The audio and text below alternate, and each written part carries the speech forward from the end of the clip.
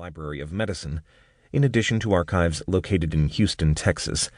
He conducted interviews with Dr. DeBakey's family members, close friends, and colleagues.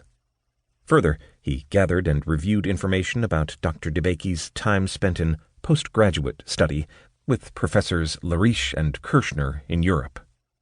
This exhaustively researched and well-written biography not only covers Dr. DeBakey's early life and development, but also his college experience and medical training at Tulane.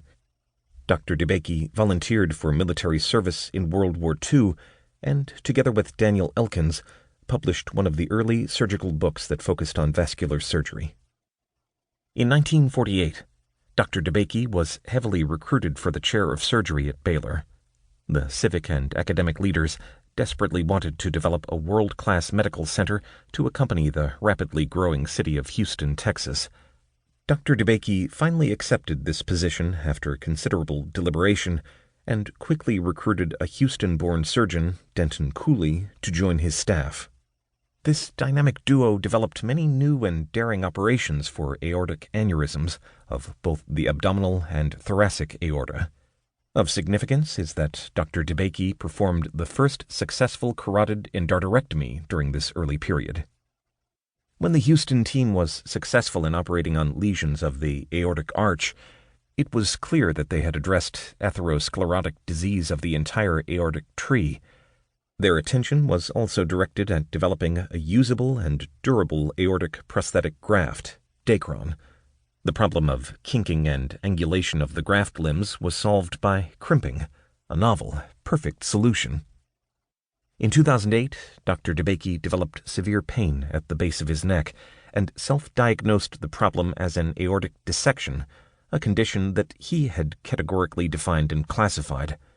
After a CT scan confirmed his condition, he was successfully operated on by Dr. George Noon and survived.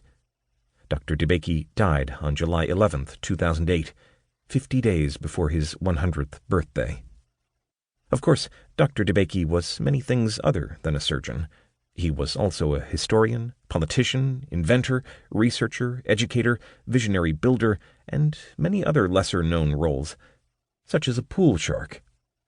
Dr. Miller's spectacular biography captures these many facets of his character in beautiful language and is a must-listen for vascular surgeons in particular.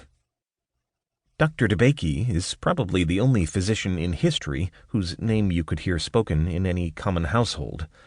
There will never be another Dr. DeBakey, and we are grateful for Dr. Miller's contribution that explores the life and legacy of the world's greatest surgeon.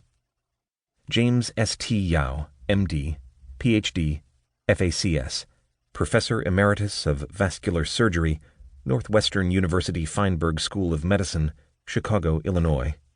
Roger T. Gregory, M.D., RVT, FACS, Department of Surgery, Eastern Virginia Medical School, Norfolk, Virginia. Preface. In the spring of 2014, I was deeply involved in the research and composition of my most recent book, a biography of the noted surgeon Robert M. Zollinger. While perusing the archives at The Ohio State University in Columbus, I came across a cache of letters between Zollinger and the famous Dr. Michael DeBakey. The correspondence was remarkably engaging, full of warmth and humor not typically associated with these two great surgical leaders. I ascertained that they had been good friends from the time of their service in the U.S. Army in World War II through the next half-century. When I had finished reading the letters, I thought to myself that when I was done with the Zollinger project, I would look forward to reading a biography of Dr. DeBakey. Michael DeBakey was a world-famous figure, far better known to the general public than Zollinger. In my own clinical practice as a vascular surgeon, I spoke his name several times a day in the operating room, so ubiquitous are the surgical tools he helped create or perfect. Still, when I came to reflect on it, I realized that my actual knowledge of the man and his contributions was limited. Hence, I looked forward to immersing myself in his life story. To my enormous surprise, I soon realized that none had been written. I later learned that several would-be biographers, talented and accomplished professionals, had taken up the task. To keep listening to this audiobook, I've left you a link in the description so you can do it, at no cost thanks to Audible's 30-day free trial.